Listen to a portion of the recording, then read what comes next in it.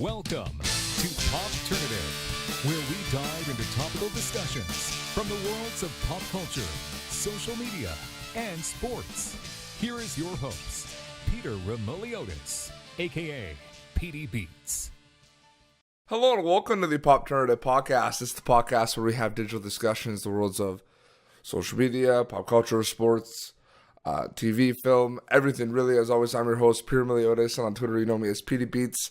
Really excited because we're going to be talking some hockey because my guest is a goaltender for the Ottawa 67s in the Ontario Hockey League. He's a Vancouver Canucks prospect, and he also represented Canada at the recent World Junior Hockey Championship. Michael DiPietro is with us. Mikey, welcome to Popternative. Hey, thanks for having me. I'm looking forward to it. It should be fun. No, absolutely. We've been wanting to have you on for a long time, and I know you're a busy guy, so I really appreciate you taking some time. Icebreaker question, when did you kind of decide that you wanted to stop rubber and be a goalie? When did you kind of decide that? Yeah, it was a funny story, actually. My dad started dating my stepmom, and we went to, actually, my stepmom's son, which is now my brother, hockey game, and he was a goalie. And I saw him make a save on a breakaway in literally a house league game that literally about 5 people in the stands. But, you know, when he made the save, the momentum kind of shifted in the arena, and I loved how a goalie can be an X factor. So I gave it a try and fell in love with it ever since.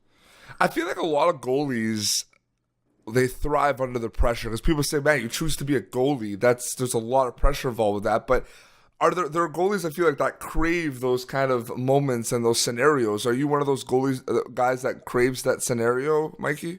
Yeah, I think so. I think, I'm definitely one that I'm a big believer in pressure is kind of what you make of it. And, if you let it consume you, and then, you're obviously not going to perform to your best abilities and you're going to tighten up. But if you really embrace it and use it as a tool, I think you can play one of your best games under pressure and in pressure situations. So for myself, it's just all about management of my emotions in that game or in any game and in any pressure situation. And, that'll give you success, I think. Start of the year off with the Windsor Spitfires. Now on to the Ottawa 67s. You have a lot of big games under your belt, Memorial Cup, World Junior Hockey Championship. What specifically did you intend on bringing to the Ottawa 67s? Was your experience a big part of that, Mikey? Yeah, I think so. Obviously what's going on in Ottawa is something special, and I'm just proud to be a piece of the puzzle. For myself, I'm aware of why they brought me in, and that's stop pucks, and that's my job when I'm up here, and that's to win hockey games. And it's pretty cut and dry when it comes to that, and I'm pretty aware, and that's what my focus is while I'm up here. I want to better myself on and off the ice. I want to better my game in general. They have a phenomenal goalie coach up here as well, like I did in Windsor, and we're putting in really good work, and hopefully just continue to grow and do something special for the city. When you showed up and, you had the practice, with the full squad and you had the full game and everything, what did you notice about this Ottawa 67's crop of players? Yeah, I think that's a good point by you, just getting a full week of practice in. This was our full week with our full team. And, we came out obviously with a very strong performance against Peterborough and really showed me what this team has the potential to be. And our coach here and our coaching staff really stress about being a pro-style team with the way we conduct ourselves on the ice with our work ethic and our habits, but as well as off the ice. And, I think that's what we all strive to do. And that's the first thing that really stuck out to me is how, after a short week of practice that we had all together, what we can really put together. So I'm really looking forward to what the future has for us. No, absolutely. We will mention it. You represented Canada at the World Junior Hockey Championships, getting to, have the Maple Leaf on your sweater, playing in Canada. That was an experience that was a very emotional experience for everyone on that team.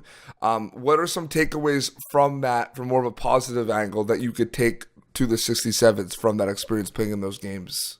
Yeah, first of all, it's a dream come true.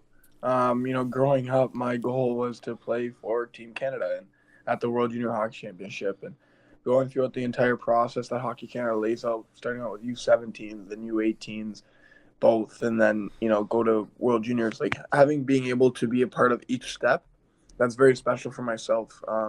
And for my family, I wouldn't be there without them. And it was definitely a really fun experience. I was happy with the way I played and performed under pressure, as you spoke earlier.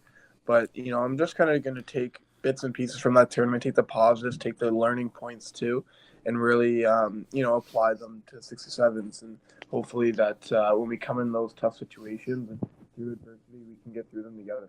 No, absolutely. Everyone knows how big the World Junior Hockey Champions is, and it's not only in Canada, but it's getting big everywhere. Like every nation that's involved with the World Junior Hockey Championship, there's a huge fan base. There's millions of people watching it. What you guys knew it was like an emotional tournament where you went in, but did this like exceed expectations and kind of catch you guys off guard in terms of the reception of everything? Yes and no.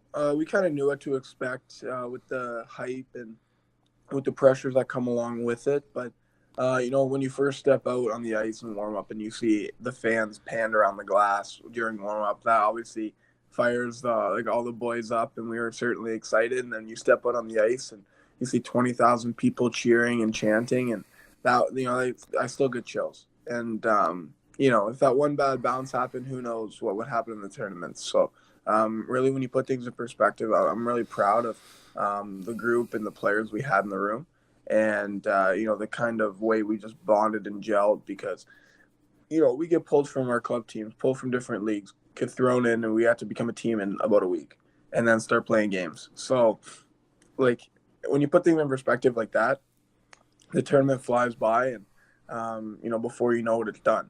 But it's funny when you watch it on TV at home, if the tournament feels so long, but when you're actually in the tournament, it feels so short.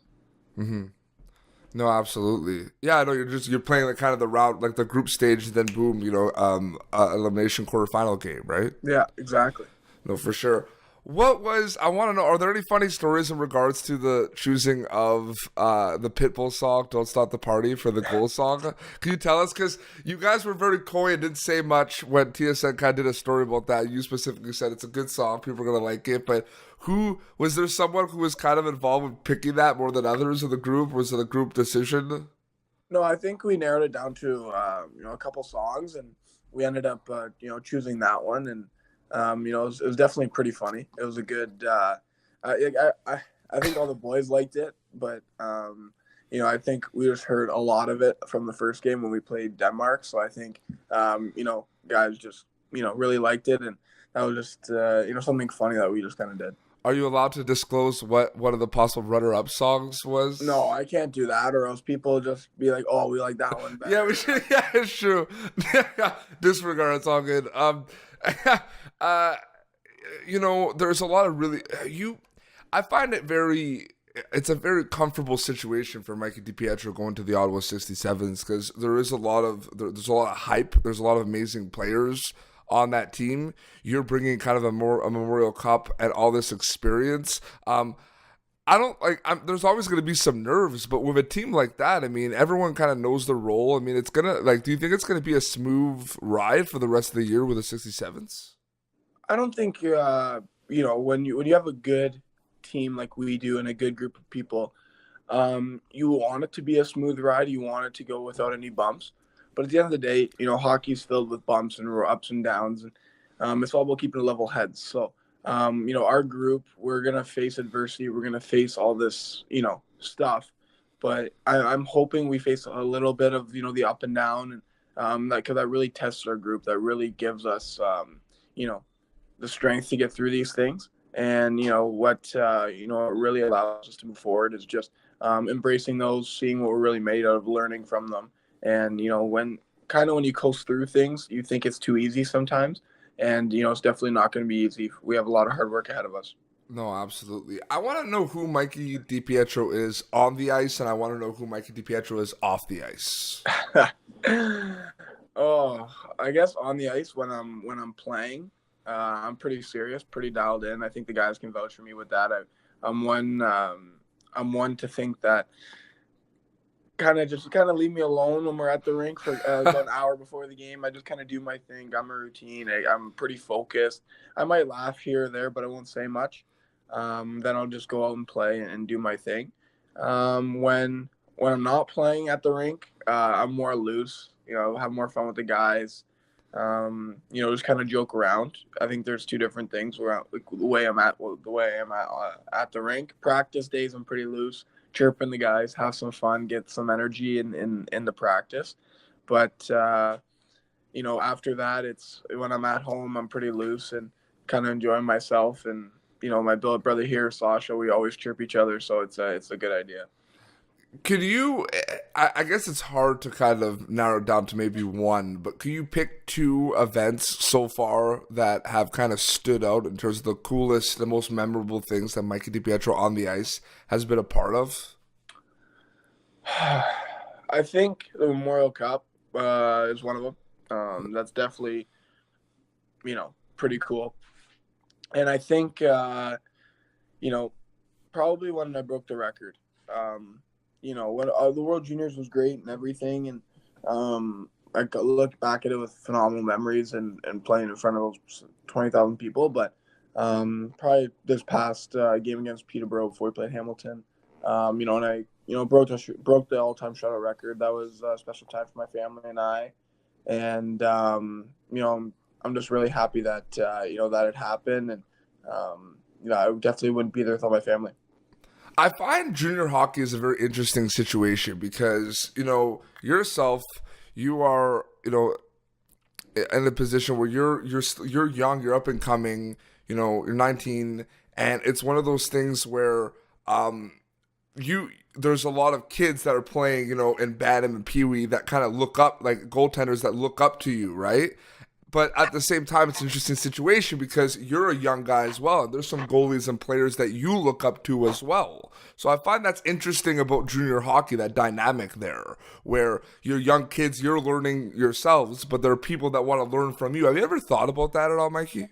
No, actually, I actually really haven't because, throughout my entire life, I've always grown up watching the NHL and, I love Jonathan Quick. He's my favorite goaltender. I like to model my game after him and all of that. So for myself, I actually really have never thought about it, but I've always been one to, carry myself with respect, pride, be a good leader on and off the ice, and, to be a leadership role in any community that I'm a part of. So, I'm just hoping to be the best person, the best version of Michael DiPietro I could possibly can be.